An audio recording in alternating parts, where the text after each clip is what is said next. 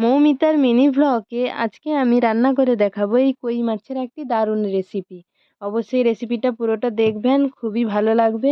তো তার জন্য মাছগুলোকে ভালোভাবে ধুয়ে কেটে পরিষ্কার করে তার মধ্যে লবণ হলুদ মিশিয়ে কড়াইতে তেল দিয়ে ভালোভাবে ভেজে নিয়েছি। তারপরে ওই তেলের মধ্যে আরও একটু তেল দিলাম, তারপরে দিয়ে দিলাম পেঁয়াজ বাটা আর আদা রসুন বাটা দিয়ে ভালোভাবে একটু কষিয়ে নিলাম। তারপরে দিয়ে দিলাম অনেকগুলো টমেটো, ছোটো ছোটো টমেটোগুলো অনেকগুলো দিয়েছি। আর টমেটোগুলো যাতে তাড়াতাড়ি নরম হয়ে যায় তার জন্য দিলাম লবণ, লঙ্কার গুঁড়ো, হলুদ গুঁড়ো সব রকম দিয়ে সামান্য একটু কষিয়ে নিলাম। তারপরে ছোট ছোট করে আলু কেটে রেখেছিলাম সেগুলোকে দিয়েও একটু ভালোভাবে আরও একটু নেড়ে চেড়ে নিলাম। তারপরে দিয়ে দিলাম একটু সামান্য পরিমাণে জল, কারণ আলুটাও সিদ্ধ হবে, সেই কারণে একটু বেশি করেই জল দিয়েছি। লবণ দিয়ে দিলাম স্বাদ মতো। তারপর ঝোলটা ফুটে উঠলে মাছগুলো দিয়ে নামিয়ে নিলাম। ব্যাস, আজকের মিনি ভ্লগটা আমার এই পর্যন্ত। রেসিপিটা ভালো লাগলে অবশ্যই একটা লাইক কমেন্ট করবেন।